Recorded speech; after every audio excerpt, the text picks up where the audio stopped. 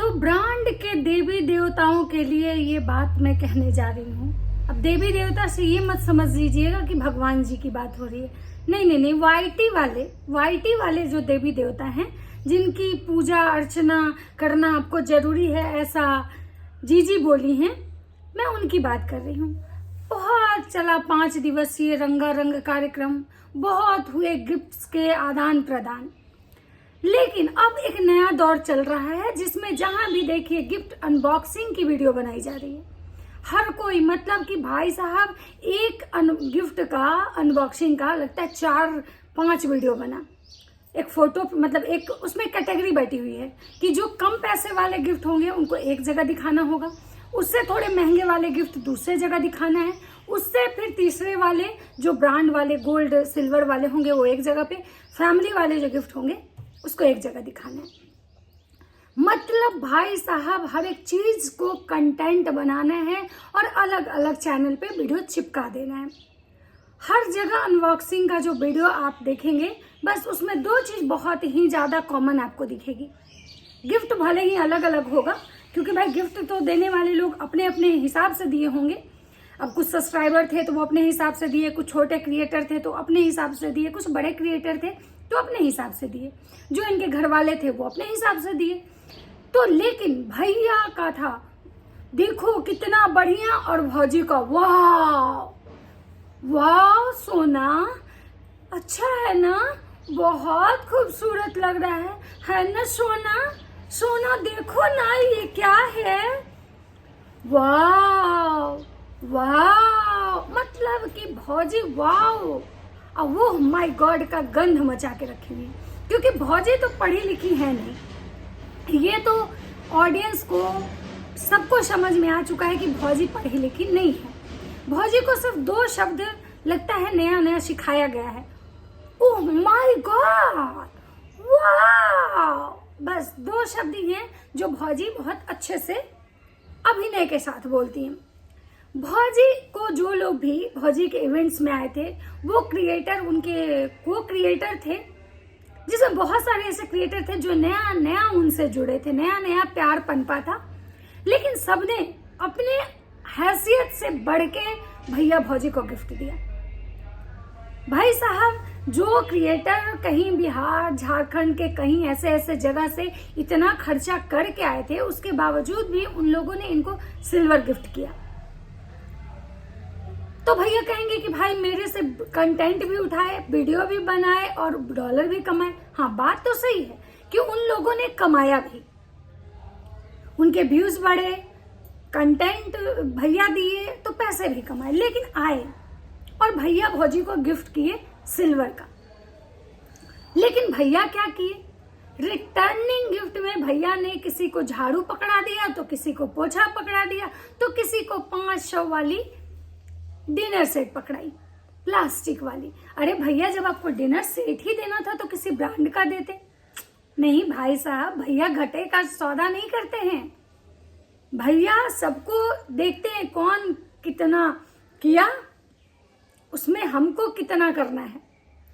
और बहुत सारे तो ऐसे क्रिएटर थे जिनको बेचारों को कुछ मिला भी नहीं। भाई साहब, इनके को क्रिएटर जिनको रिटर्न गिफ्ट मिला था इस टाइप का, उनका भी वाव देखने लायक था। चेहरे की हवाइयां उड़ी हुई थी, लेकिन वाव वाव, सब वाव वाव। मतलब पता नहीं इन लोगों को, मतलब जो ब्लॉगर हैं, इनको वाव वाव करना कहाँ से सीखे हैं कि हर चीज वाव। भौजी का तो हर चीज मस्त है ना, और वाव कितना बढ़िया है ना सोना, बहुत सुंदर है। और सबसे बड़ी बात कि जीजी का पढ़ाई लिखाई कितना है, ये भी दिखा इसी वाव वाव के चक्कर में। भौजी को उनकी सासू माँ भैया भौजी को जो मतलब कि मैरिज एनिवर्सरी पे गिफ्ट किए थे, वो 5000 रुपीज थे, जिसको कि भैया ने पूरे स्टेज पे दिखा के अपनी माँ का जो मटिया पलीद किया कि मतलब मेरी माँ ने मुझे 5000 रुपए दिए। तो आंटी जी का सफाई नामा कि भाई हम अपने सब बच्चों को एक समान मानते हैं और सबको हम इतना ही देते हैं मैरिज एनिवर्सरी में। चलिए, आंटी जी बिल्कुल सही करती हैं। भाई, जो माँ बाप के पास जितना माँ बाप सक्षम रहेगा उतना ही करेगा ना। आप भले पैसे कमा रहे हैं, दिखावा करें, इसका मतलब ये थोड़े कि माँ बाप भी वही करेंगे। दूसरा, भौजी के मायके से क्या आया था गिफ्ट में, भौजी को ये नहीं पता था, क्योंकि भौजी तो नाचने में बिजी थी। और जब उनको पता चला तो भौजी दिखाई कि मुझे आया है नोज पिन और इनके लिए आया है गोल्ड का रिंग। यहाँ तक तो चीजें समझ में आई, अच्छी बात है। आपको नोज पिन, भाई वो दामाद था तो दामाद को हर लोग गोल्ड का रिंग ज्यादा देता है, और अगर ज्यादा पैसे वाले होते तो चैन देता है। लेकिन भौजी वहां क्या कर रही थी, वहां भी भौजी ने अपने माँ बाप का इज्जत का धज्जिया उड़ाया और उस रिंग को हाथ में निकाल के देखा और कहा कि देखिए इसका कितना वजन होगा, ये कितने का होगा, ये इतने का कम का होगा, हम जो खरीदे थे वो इतना का है। शर्म आनी चाहिए। एक कहावत है कि सीता जी जो थी अपने मैके में बालू फांक के भी आई थी, तो ये किसी को ससुराल में नहीं बताई थी कि वो बालू फांक के आई हैं। लेकिन धन्य है ये लबड़ी भौजी, धन्य है वो माँ बाप जो इनको पैदा किए, ऐसी बेटी पैदा किए कि जिनके माँ बाप इस कंडीशन में नहीं है कि वो अपने लिए ढंग के कपड़े खरीदें, अपने दामाद को उसकी 5वीं बार की रंगारंग शादी में अगर गोल्ड का रिंग देते हैं तो वहां भी उनकी खुद की बेटी उसका वजन देखने लगती है, उसका प्राइस ऑडियंस को बताने लगती है। शर्म आनी चाहिए तुमको, लेकिन तुमको नहीं आएगी क्योंकि तुम बेशर्म हो। तुम कभी भी अपने माँ बाप परिवार का अगर इज्जत की होती तो ऑडियंस को शायद पहले से पता होता, लेकिन तुम ऐसे ही हो। हाँ, जिज्जी का कोई एक और गिफ्ट आया था लंदन से। वही लंदन वाली जीजी आई थी जो जिनके खुद के भी चैनल हैं, वो भी इनके साथ रह के अपना चैनल चमकाना चाह रही थी, इसीलिए वो लंदन से भागते गिरते पड़ते दौड़ते इनकी शादी में आई। भैया ने इंट्रोड्यूस कराया कि भाई ये लंदन वाली दीदी हैं। लेकिन भैया का एक भी ऐसा रील्स नहीं था, भौजी का एक भी रील्स ऐसा नहीं था जो भौजी लंदन वाली दीदी के साथ मस्त उनको अपने घर में रखी हो या लंदन वाली दीदी के साथ भौजी का प्यार दिखाओ। लंदन वाली दीदी अपने भाई भाभीियों के साथ होटल्स में थी, बस केवल उनको भी अपना ये करना था, इसलिए लंदन वाली दीदी इतना इन लोगों को बटरिंग कर रही थी। लेकिन लंदन वाली दीदी ने इनको दिया कुछ परफ्यूम्स, कुछ बॉडी का वो होता ना, मतलब बॉडी लोशन, कुछ परफ्यूम्स, इसी टाइप के कुछ चीजें का बॉटल मैंने देखा कि वो लंदन वाली दीदी ने को गिफ्ट किया। कुछ चॉकलेट थे, कुछ और मतलब इसी टाइप के कुछ सामान, जिसको देख के भौजी बोलती वाह बन्ना दीदी ने मुझे इतना अच्छा गिफ्ट दिया है ना, चोना वाह। लेकिन दुर्भाग्य कि भौजी को ये नहीं पता था कि इस बॉटल पे लिखा हुआ क्या है, ये खाने वाला है या ये नहाने वाला है, ये शैम्पू है या परफ्यूम है या फिर बॉडी लोशन है। भौजी को नहीं पता था। मतलब सोच के इतना हैरानी होता है कि जो भौजी पारा मेडिकल कर रही थी, जो मेडिकल कॉलेज के स्टूडेंट हैं, जो पढ़ाई करने के लिए अपने ससुराल से अंबाला गई थी, उनको ये तक नहीं पढ़ने में आया कि इस बॉटल पे लिखा हुआ क्या है। वो अपने छोना को आगे बढ़ाती हैं और देखिए कि क्या लिखा हुआ है।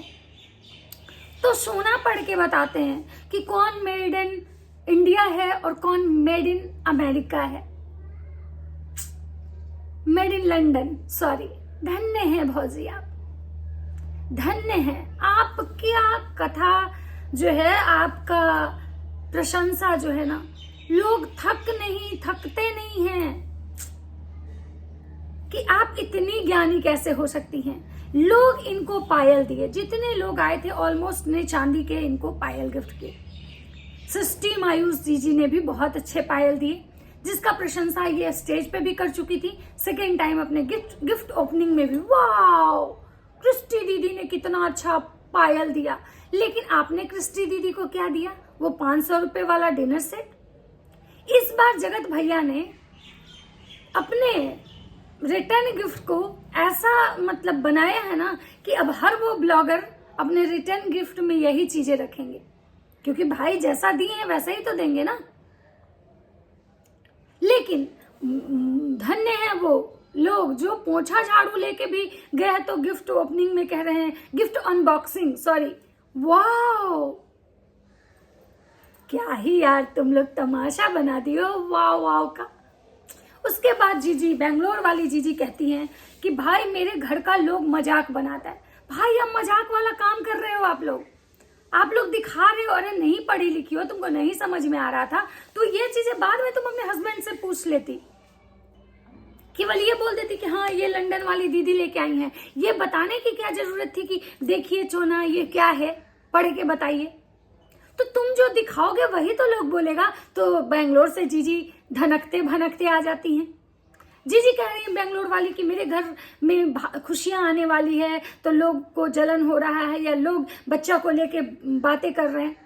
जीजी माफ कीजिएगा, कोई बात नहीं कर रहा था बच्चा को लेके। रंजना के पेट पे कान रख के डिट्टो रानी जब से अपना थंबनेल बनाई तब से लोग बच्चे की बातें कर रहे हैं। उसके बाद आप लोग सब लिख रहे थे मेरे घर में खुशियां आने वाली है, मेरे आदू को भाई चाहिए या बहन चाहिए, ये आप कर रही थी।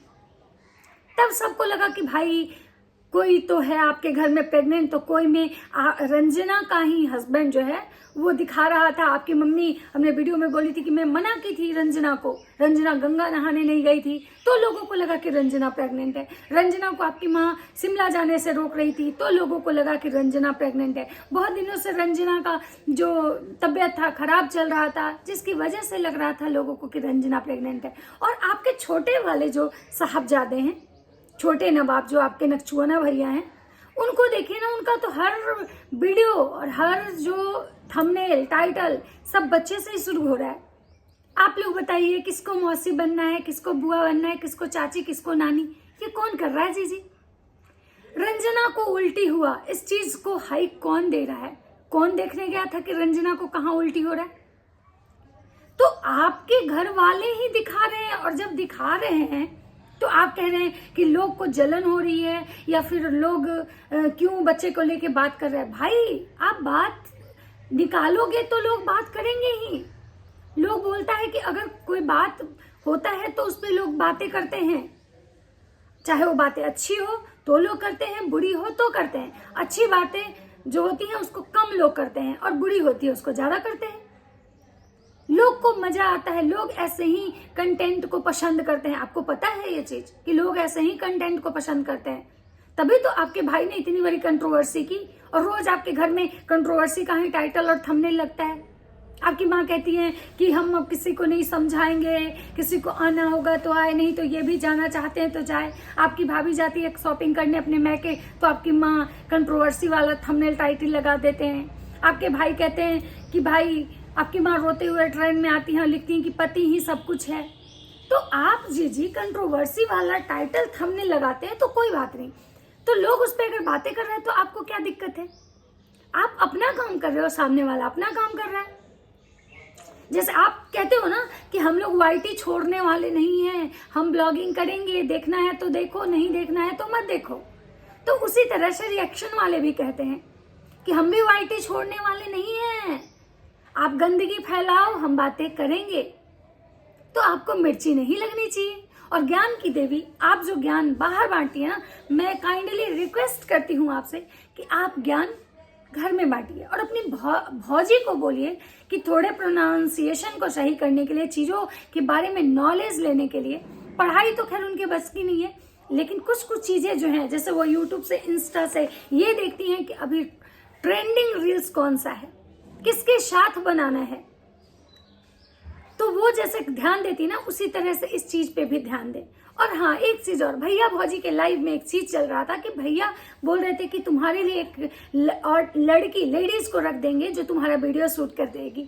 तो भौजी कह रही ना, लेडीज नहीं भाई साहब, भौजी को लेडीज से तो दो परेशानी है ना। एक तो भौजी को लग रहा है कि ऐसा ना हो कि वो लेडीज रहे तो मेरे हस्बैंड फिर से फिसल के वहां चले जाके गिर जाए, क्योंकि मेरे हस्बैंड जल्दी फिसलते हैं। और दूसरा कि भौजी को ना औरत नहीं पसंद है। जब भौजी के घर में कोई औरत होती है ना तो भौजी का चेहरा एकदम सूज जाता है, एकदम खुन्नस में रहती है। भौजी को मर्दों का साथ बहुत पसंद है। भौजी के रील्स मर्द शूट करते हैं तो भौजी को मजा आता है। भौजी रील्स बनाती है मर्दों के साथ तो मजा आता है। भौजी मर्दों के साथ नाचती है तो अच्छा लगता है। मर्द जब इनकी बड़ाई करते हैं ना, वाह भाभी आप कितनी मस्त लग रही हैं, तो भौजी को बहुत अच्छा लगता है। इसलिए भौजी नहीं चाहती है कि कोई लड़की रहे। एक छोटी बच्ची आई हुई थी उनके घर से, भौजी ने उसको इतना लथारा, जब ऑन कैमरा इतना लथारा कि जब ऑडियंस उनको लथारने लगी, तो ऑफ कैमरा उस बच्ची का जीवन कैसा होगा वहां पे, कैसे वो सांस लेती होगी, आप लोग समझ सकते हैं। तो भौजी के लाइफ में औरत नहीं चाहिए, लड़का नहीं चाहिए। ये जब इनके घर में 2-4 महिलाएं होती है ना, तो भौजी को बहुत घुटन होती है। हाँ, लेकिन जब इनके घर में, पूरे घर में मर्द होता है और सिंगल एक भौजी सबके छाती पे चढ़ते चलती हैं, सबके साथ रील्स बनाती हैं, नाचती हैं, डोलती हैं, खेलती हैं उसके गोद में, उससे रील्स शूट करवाती हैं, तो भौजी को बहुत अच्छा लगता है।